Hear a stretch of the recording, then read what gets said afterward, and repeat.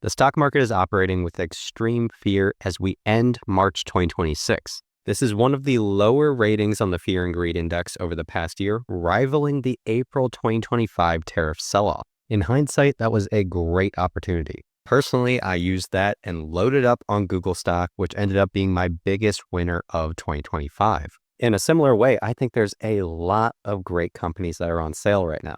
And in general, you should disconnect from the market emotions going on at any point in time and try to be greedy when others are fearful. The market is down year to date. The S&P 500 is down 7.54%. The NASDAQ 100, which is more tech heavy, is down nearly 9% year to date. And so far in 2026, it's a really weird stock market. You have tech stocks down big, specifically in software. Those companies are getting crushed. Businesses like Salesforce, as an example, which are down 27% year to date. You even have some of the Mag 7s selling off. Companies like Microsoft down 24% year to date. Amazon down 11%. Alphabet down 13%. And Meta down 17% year to date. And the way that I'm looking at this is that some of the best businesses in the world are on sale, but not everything is on sale.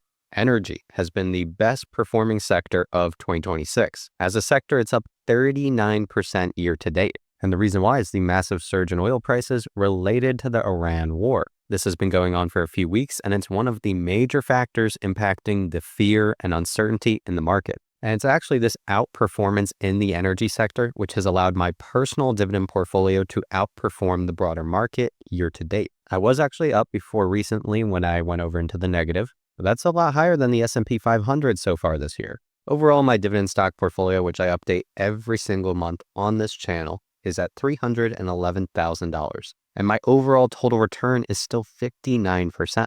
And this is despite my largest buy of 2026, Microsoft, which I have been loading up on for more than a month and a half at this point. That has been down and continued dropping. So despite those early losses, overall, my portfolio is holding up pretty well. And that's due to my energy stocks in Hess Midstream, ExxonMobil, and MPLX. And right now, I'm pretty happy that I've held on to that ExxonMobil position. It just crossed over $30,000 in total value off of my initial $5,600 invested. This was back in 2020, and I've held and reinvested dividends ever since. So I now have a 431% total return. But despite ExxonMobil doing so well so far in 2026, this is not where I want to be in the market. That's not where I'm buying. I like to buy these stocks when they are beaten down. I've actually continued buying more Microsoft stock, and as we sit today, I was early with my larger buys. The stock has fallen another 10 to 15% from where I did my larger buys. And my response to that is, oh well, I still think this will prove to be a great long-term purchase, and it's actually more attractive now. In fact, as we sit today, Microsoft stock is trading at a forward P ratio of 20. This is the lowest valuation that Microsoft has traded at since 2016, lower than the April 2025 tariff sell-off, lower than the 2022 tech crash. And if you're only looking at the stock price for a company like Microsoft, it may not seem like that. Yes, it had a high price of $542, and now it's down to $358. But you might say, in terms of stock price, it's just where it was in the tariff sell-off. It's still even up over 3 years. But what you're not factoring in is the growth of the fundamental business underneath it. Microsoft has continued growing year after year after year. And when you're analyzing a stock, an investment, a company, you have to look at everything relative to the performance of the business. So overall, I still think Microsoft's attractive.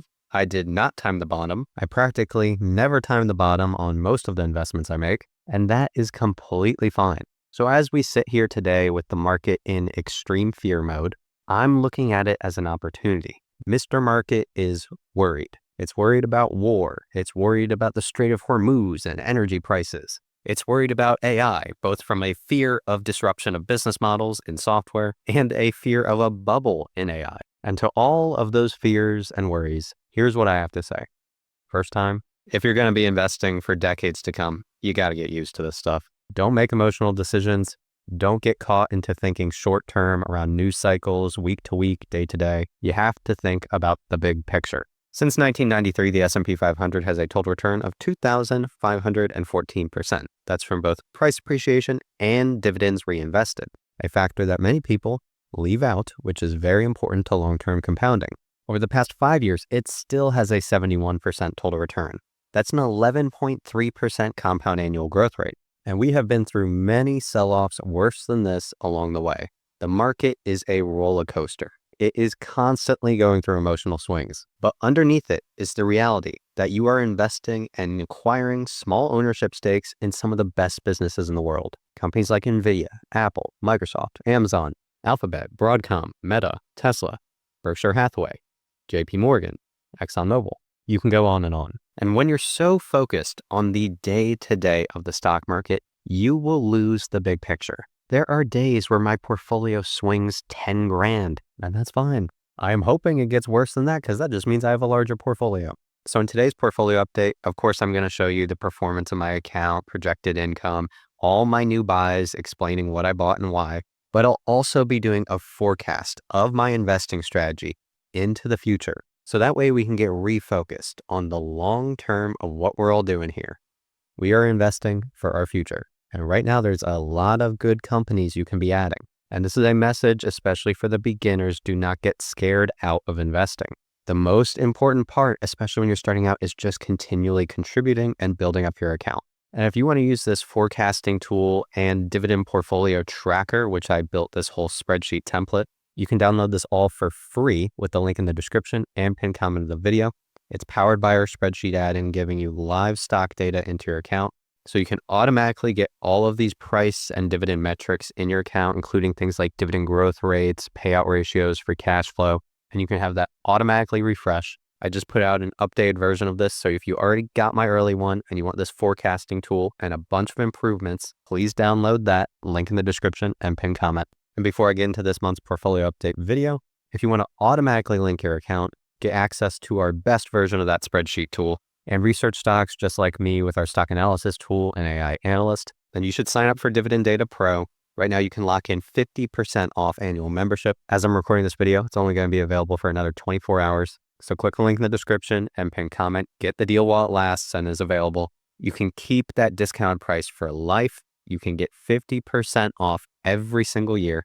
And if you just want to try it out, there's a 30-day money-back guarantee, so no risk in trying it out. And this gives you a bundle of our Dividend Data Terminal, the research tool that I show throughout, plus dividend data for spreadsheets. That's for Excel and Google Sheets. You get all of our premium data and the highest amount of usage we offer. With that said, let's roll the intro and get into today's portfolio update.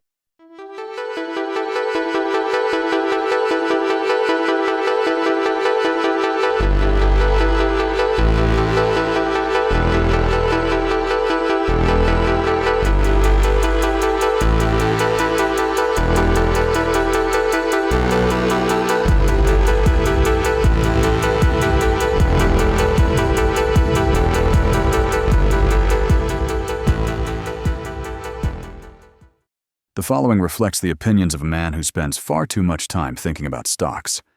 Please do your own research before making any investment decisions. Nothing in this video is personal financial advice. Continue at your own risk. My name is Zach. This is Dividend Data. You should leave a like and subscribe to the channel if you enjoyed the video. So here you can see my dividend portfolio, which I've been updating every single month on this channel. That goes back for more than 5 years at this point.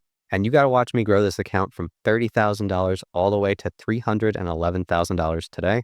And that's been through an investing strategy of continually adding more money every single month. And when I see bigger opportunities, I like to go a lot heavier. And this account has changed a lot over the years. And as we said today, it's super simple, 6 stocks, and it's pretty much all big tech / AI and energy. And then we have the Altria Group, which I bought at a great price. Very happy about that as a quality high yield dividend stock. But I'm going to make this portfolio update a little different today. I'm going to be using the new spreadsheet template that I developed, and you guys can all try this out for free.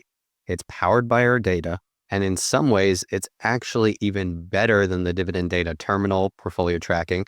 Guys, I don't want to spoil anything, but there's going to be some big updates to that product in the coming months. And some of the features in this may be a little foreshadowing of what's coming to the other tool as well. So here you have this dashboard. It completely updates live. You can see the current portfolio value, $311,000. And this dividend account, it generates $12,815 in annual dividend income. That's the projected annual dividend income, which is $1,068 a month on average. The weighted portfolio yield of the account is 4.12% based on current prices. And you can see the weighted dividend growth rate of the account over the past year. That's 8.28%. And for the month of March, which just ended, it pays me $437 in dividend income. I also add these cool things which show the highest value holding, the highest income holding, the highest yield holding, and the fastest growing dividend. And ironically, for my account, all of this is HESM, one of my favorite high yield dividend stocks, which I added to in fall 2025. I built up a big position then. A similar case where it went down, and you had some of those comment warriors, and they would be like, my HESM is down. Oh, now it's doing pretty well. I wish it was down more because I want to keep adding and building this position. I really like this as a core holding long term, specifically for my dividend focused account and that strategy. I think this is a great holding. Here you can see my estimated monthly dividend income. We put a little chart up here. So you can see it's a 3-month rotation because all my stocks pay quarterly. So we have $509 in January, $2,257 in February, and $437 in March. And you can see which are my largest payers. HESM by far is the largest payer, followed by the Altria Group, then MPLX, then Microsoft just under $1,000, ExxonMobil $721, and Google is not really relevant in terms of the dividend in this account. But HESM, it's at $7,633, nearly at $8,000, and who knows, by year end on a forward-looking basis, it might be over $10,000. Now, if you're wondering how this works, you basically load up a portfolio page and you just enter in your ticker, your share count, and this is optional, but you can include your average cost as well. It's super easy. That's the only thing you have to input, and everything else, it automatically flows in. So I zoomed in a little bit here. You can see the company name, sector, price, days change, current market value. But then here's the big thing for dividend investors. Basically, I loaded in every single dividend metric that you would want. Forward-looking dividend, forward-looking yield, trailing dividend, trailing yield, dividend frequency, the next payout, which is declared with the declaration date, execution date, payment date, the 1, 3, 5, and 10-year dividend growth rates, payout ratio based on both net income and free cash flow. You can see your annual dividend income, your yield on cost, your monthly income, and I also added in the P ratio of the stock based on the trailing 12 months by default. And personally, I have really liked having this data all right next to your portfolio. It's been something that I've been wanting to add into the other dividenddata.com website. And going forward, I think a lot of the experimental features and things I want to add, they'll first be tested out in spreadsheets. And by the way, you can download this template for free. Your feedback is appreciated. I'm constantly improving the products, and we're building a pretty good base of power users, which are giving really good feedback, which I like. One thing I want to highlight here is the yield on cost for some of these high yield stocks. ExxonMobil, I nabbed that so cheap. I have a 12.69% yield on cost. The Altria Group, 13.99% yield on cost. A lot of that's from reinvesting dividends. MPLX, 9.45%. HESM, 9.36%. Here you can see my income calendar. I'm navigating, by the way, guys, down here with dashboard, portfolio, income calendar, forecast. And here you can basically see the payouts every single month in a table. And this is projected on a go-forward basis. You can also see which stocks are paying out in those specific months. So January, that month, that was Altria Group for me. February was HESM and MPLX. And then March, which is my lowest month, that's Microsoft, Google, ExxonMobil. You can also see down here your dividend payment schedule. So it shows all the most recent declared payouts. And as soon as there's a new one available in our data set, it will update with the most recent one when you hit refresh. So like as an example here, this HESM one at the top, it already happened, but they haven't declared their next dividend yet. But with a stock like Microsoft as an example, in order to get their next dividend payment, I have to buy it before May 21st. So if you're a dividend investor with a lot of different stocks and you care a lot about dividend income and organizing the payouts, this is a useful tool to have. But this is the main thing I wanted to show off today, which is the forecast tool. And if you remember my dividend snowball calculator that I made before, this is a lot of the same logic, but even better now. First off, it reads your actual portfolio since it's tied into your portfolio tracker. So it automatically pre-fills with your portfolio values. It even shows you your dividend growth rate over 1 and 5 years. And you can edit assumptions and you can put in your expected dividend growth rate in the future, expected price appreciation annually in the future, whether or not you want to reinvest your dividends, how much you're investing each month, a target dividend income amount, so a goal you want to hit, and the number of years you want to forecast out. So I'm going to up these slightly, but I won't be too bullish. These are below the actual numbers I think will happen. Let's say a 7% annual dividend growth rate, which is below the stocks I've been buying. Let's say price appreciation at 9%. Because I do have more tech-heavy things with Microsoft and Google.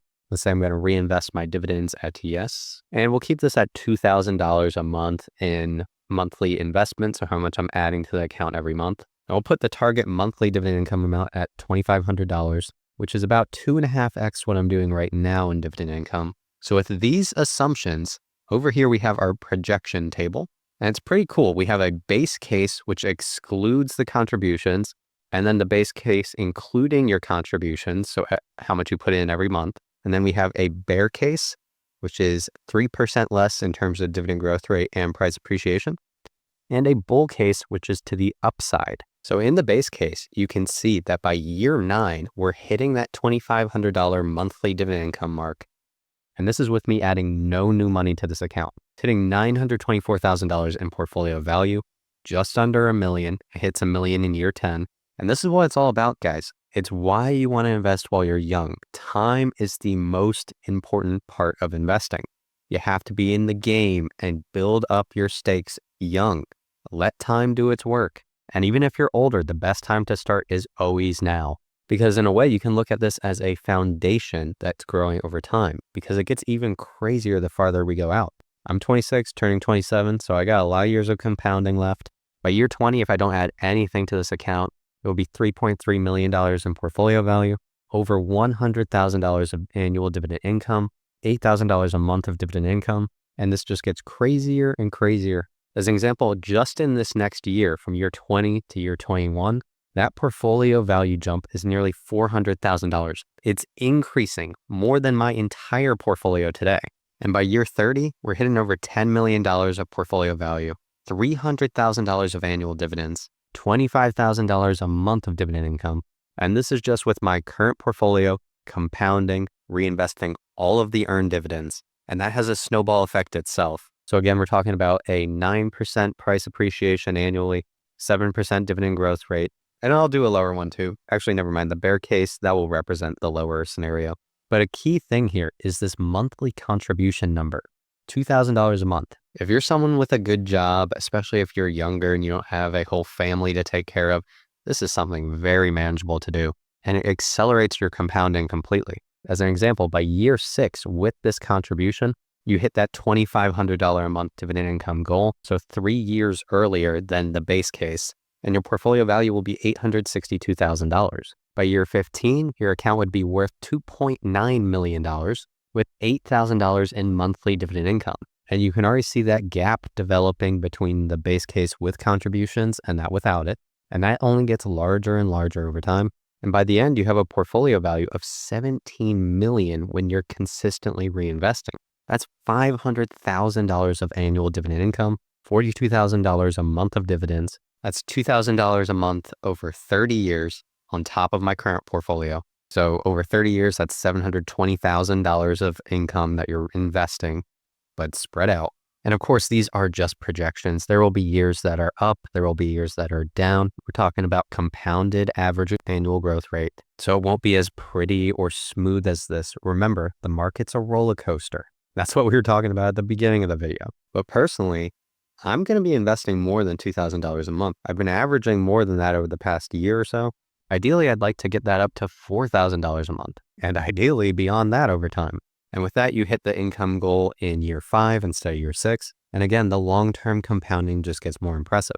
But let's go back over here to that $2,000 and look at the bear and bull case. So with 3% less growth on both metrics, compound interest, it still proves to be one of the most powerful forces you can harness and have work for you. Let your money work for you. In the scenario where we are in a more bearish market, you still hit that income goal in year 11. Portfolio value, $869,000, $2,500 a month of dividend income. And by the time we get to the end of the 30-year simulation, you're still doing great. You're well over $10,000 a month of dividend income, a multimillionaire. By the way, these bear and bull cases, they don't include the contributions. So this is with adding no new money. So I hope this forecasting tool, it helped you just think in the big picture long term. It's going to be really bumpy along the way. But I did like this calculator that I made, especially how you could set a target monthly dividend income and your contributions, because it helps give you an idea of what you need to do in order to hit what kind of goal you have, especially if you're someone that's maybe you're 15 years away from retirement, so you have less years to simulate. and you want to replace your dividend income. So you can say you want to make at least $100,000 a year in dividends. So roughly, we'll just say 10,000 because that's a nice clean number. You can see if I wanted to hit that number with my portfolio, I would not be able to do that unless I added more money. Even at $2,000 a month in contributions, I don't get there by year 15.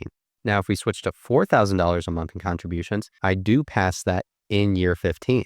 So I hope you found this portfolio update part showing off the new spreadsheet interesting. Again, you can download this free. The link is in the description and pinned comment of the video. But now let's get to talk about what I'm buying. And as I mentioned earlier in the video, I bought a lot of Microsoft stock, but I bought it before the recent dip even more. So what did I buy this month? I bought 5 more shares of Microsoft stock. Cost per share of $389.81, just under $2,000. But I don't even remember what I bought in the prior month. I think it was like $40,000. And I think the average cost on that was around $400. So on my big chunks of buys, I'm down like, I don't know, 10%, maybe 15% max. But I'm okay with that. I'm actually pretty excited with my Microsoft stake. I'd like to continue adding. Ideally, it stays low and I can keep adding at these prices. But I've been relatively urgent into adding it because I'm fairly confident in it as a 5 to 10 to 15-year holding. I think it's very attractive at the current price in terms of valuation. So I've been loading up just to make it a core position of this portfolio. Right now, total value around $88,000. And in terms of my overall position, I'm up 3% still. But half of that was from a large purchase in 2022. And a little bit of that is from the tariff sell-off in 2025, although I mostly bought Alphabet at that time. And again, I'm excited about Microsoft stock selling off, trading at its lowest PE it has in decades, when I think the business is actually positioned for growth. And I'm not going to do a full Microsoft stock analysis video today. If you want my full thoughts on Microsoft, I actually recorded one last week. Everything's still relevant, although the price is down another 5%. But in terms of the big picture, Microsoft's earnings per share have been growing at a very high rate, accelerating over the past decade. A lot of that's due to the growth of their cloud business. And expectations among Wall Street analysts is that that growth continues in the double digits, 15% or higher annual earnings per share growth, similar revenue growth. And the company is currently trading below the lowest price target on Wall Street. The lowest price target right now is $392. Current share price, $358. And no matter what way you look at it, Microsoft, one of the best businesses in the world, growing consistently, great balance sheet. Revenue per share has been growing at a 5-year CAGR of 15%. Net income per share is growing at a 5-year CAGR of 18.6%. Free cash flow per share is growing at a 5-year CAGR of 10.14%. They have great shareholder equity, nearly $100 billion of cash and short-term investments. And relative to their earning power, they're in a great position in terms of debt. It has recently switched positive as they are investing a ton in the data center build-out. But the big problem with Microsoft and a lot of these big tech companies is that previously they were making so much money, they didn't even know what to do with it. So they just had these huge cash cushions, super strong balance sheets, but they had nothing to do other than pay dividends, repurchase shares. And now with the AI data center build out, you have Microsoft, you have Alphabet, you have Amazon, you have Meta. These companies are so happy they have something to be investing in where they actually think they'll get a good return on investment.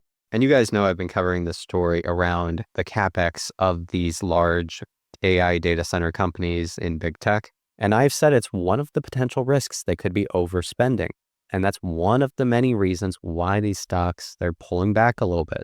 But I think Bill Ackman, he said this great thing that very clearly pointed out a big difference in CapEx. And that is the difference between maintenance CapEx and growth CapEx. If you own a stock in a company and they announce that maintenance CapEx is going to be, twice what we thought it was going to be, i.e. the amount of money we need to spend to keep the trains running on time, is twice as much, the stock should go down a lot. If a company announces that business demand is so great that in order to meet the demand, they need to build more factories and we can earn very high returns on the product that we're shipping, you should applaud when they're doubling the amount of money that they're spending. And we think this is squarely in the growth CapEx category as opposed to the maintenance CapEx category. I actually think that was great analysis by Bill Ackman there. And I think that's fairly obvious. What's happening at Microsoft, it's what's happening at Google, it's what's happening at Amazon. These companies, their demand is off the charts for AI services. We are at a shortage of data center infrastructure. And if you go and watch my full Microsoft stock analysis video, I laid out the case why I think that demand explosion is going to keep compounding underneath Microsoft and all these hyperscale data centers and really the whole economy. The demand for digital intelligence from these token factories, which are basically what these AI data centers are, they're manufacturing intelligence tokens. That demand, it's going to keep climbing and climbing and climbing and climbing. So I'm going to load in a little data point here in Excel. It's going to be the Microsoft Key Performance Indicators. And this is to bring up the point of exactly what Bill Ackman was talking about, it being growth CapEx. And just one quick data point, I'm not going to dive into this and do a whole analysis, but the total remaining performance obligations, this is booked revenue that Microsoft has in the future. This has been climbing significantly since really the whole AI data center build out has started. It's gone from $200 billion. It went up to $400 billion. And in the latest quarter, it jumped up to $631 billion. Microsoft Azure, their cloud business, is growing just under 40%